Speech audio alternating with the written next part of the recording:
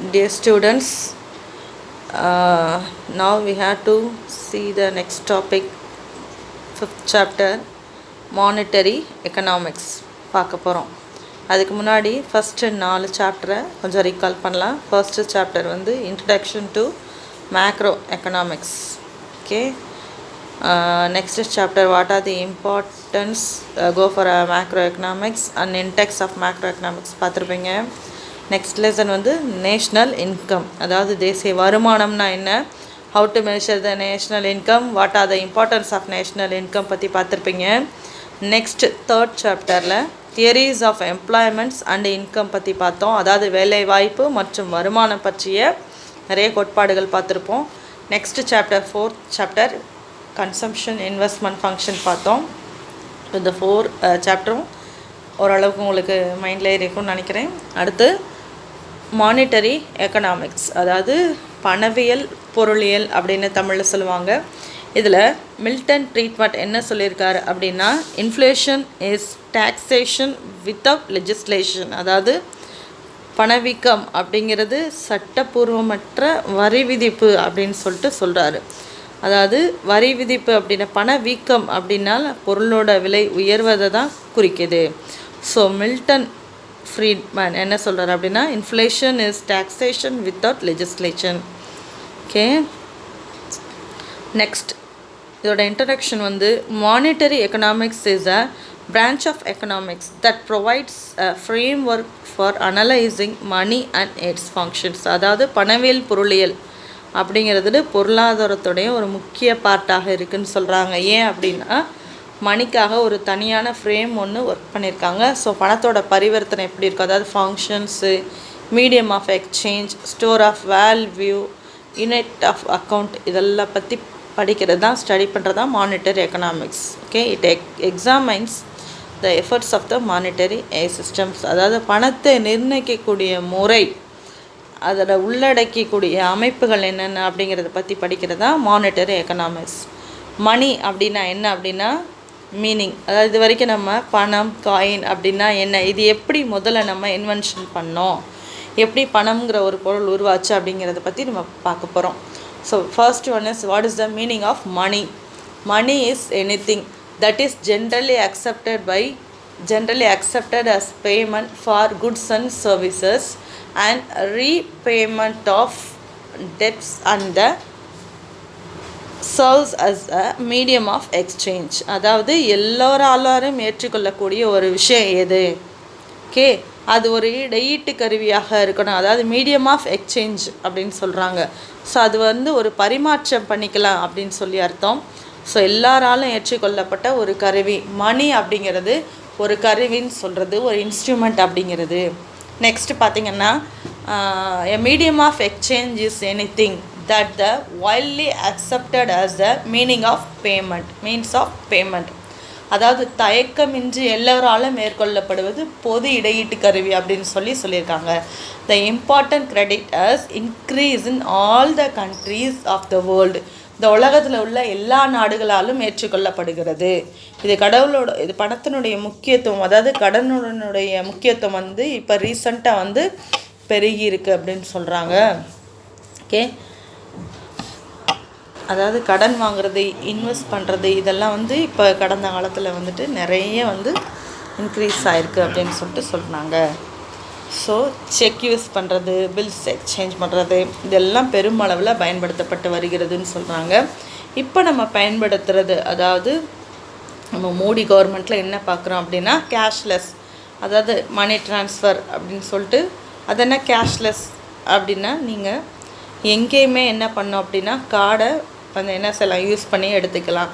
So எங்கேயுமே பணத்தை முழுமையாக கொண்டு போய் நம்ம எடுத்து யூஸ் பண்ணணுன்றத அவசியம் நம்மளோட கிரெடிட் கார்டு, டெபிட் கார்டு மூலமாக, அதாவது that is called a cashless government அப்படின்னு சொல்லிட்டு நம்ம இப்போ இருக்கக்கூடிய கவர்மெண்ட்டு சொல்கிறோம். ஸோ தட் இஸ் பிளாஸ்டிக் மணியாக இருக்கும், அதை நம்ம வந்து என்ன செய்யலாம், வேணுங்கிற இடத்துல யூட்டிலைஸ் பண்ணிக்கலாம் அப்படின்னு சொல்கிறாங்க. It should however be remover this money, that money is the basis of credit. நம்மளோட அனைத்து கடன்களுக்கும் அடிப்படை எது அப்படின்னு சொல்லிட்டு பார்த்தா அது பணம் தான். So what is the definition of money, மணியோட டெஃபனிஷன் பாருங்கள், நிறைய டெஃபினிஷன்ஸ் இருக்காங்க. இதில் வாக்கர் அண்டு ரைட்டர் என்ன சொல்லியிருக்காங்க அப்படின்னு பாருங்கள். இதுதான் முக்கியமான டெஃபினேஷன் சொன்னாங்க. வாக்கர் சொல்லியிருக்கிறது அப்படி என்னென்னா, மணி இஸ் வாட் மணி டஸ். அதாவது பணம் எதை செய்யும் அப்படிங்கிறது தான் பணம். சரியா? இருக்கிறதே 4 வார்த்தை தான், 2 மார்க் இந்த கொஸ்டினுக்கு. மணி இஸ் வாட் மணி டஸ். பணம் எதை செய்கிறது அதுவே பணம். ஓகே அப்படின்னு வாக்கர் சொல்லியிருக்காரு. இது வாக்கரோட definition.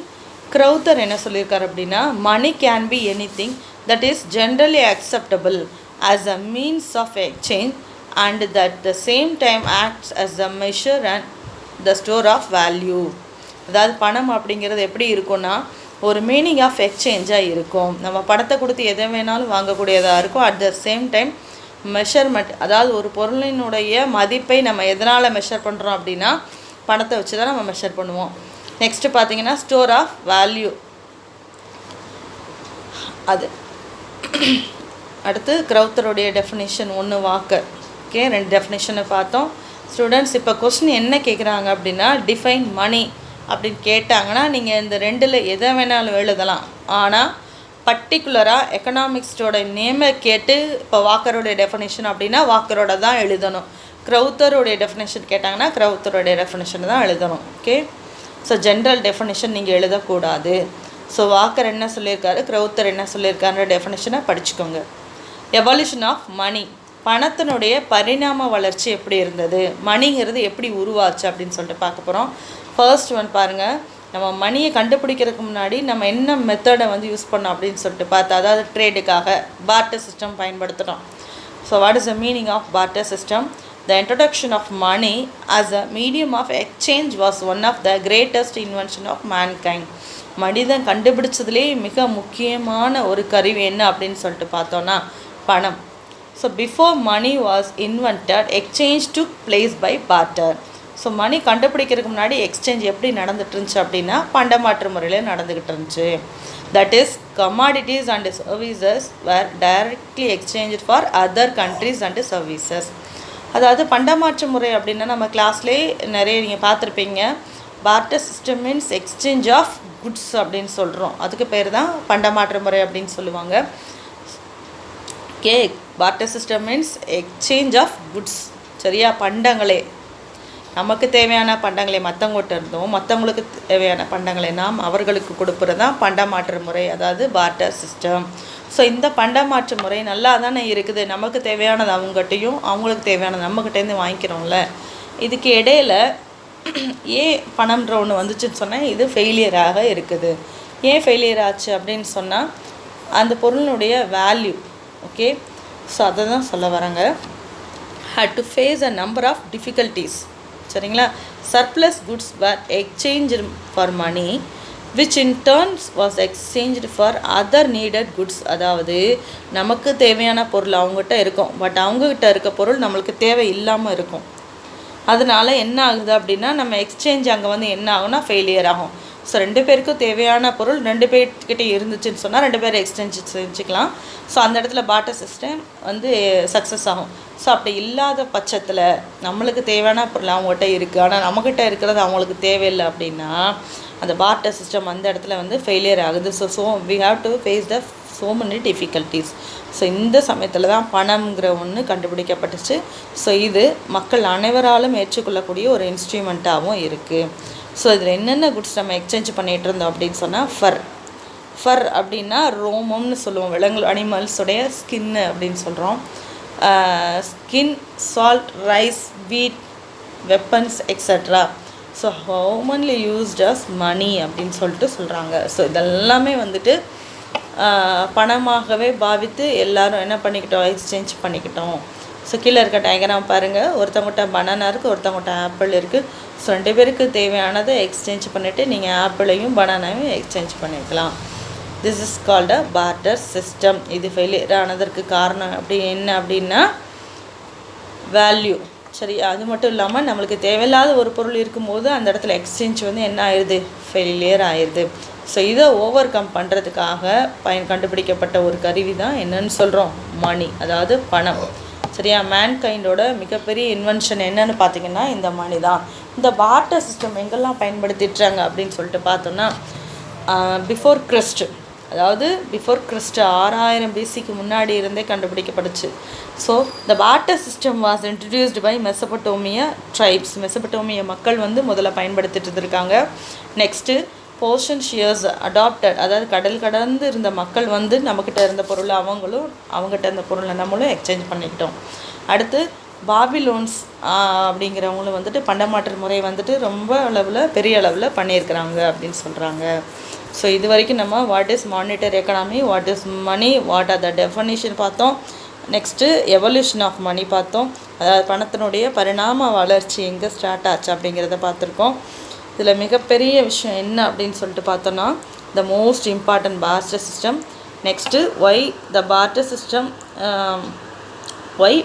System faced so many difficulties வந்துச்சு அப்படின்னு சொல்லிட்டு பார்த்தோம். ஸோ இதை ஓவர் கம் பண்ணுறதுக்காக கண்டுபிடிக்கப்பட்ட பணம் அப்படின்னு சொல்கிறாங்க. ஓகே, இது வரைக்கும் டெஃபனேஷன், மணியோடைய பரிணாம வளர்ச்சி பார்த்தோம். The most important barter system பார்த்தோம். Next why the barter system failed, why these difficulties வந்துச்சு அப்படின்னு சொல்லிட்டு பார்த்தோம்.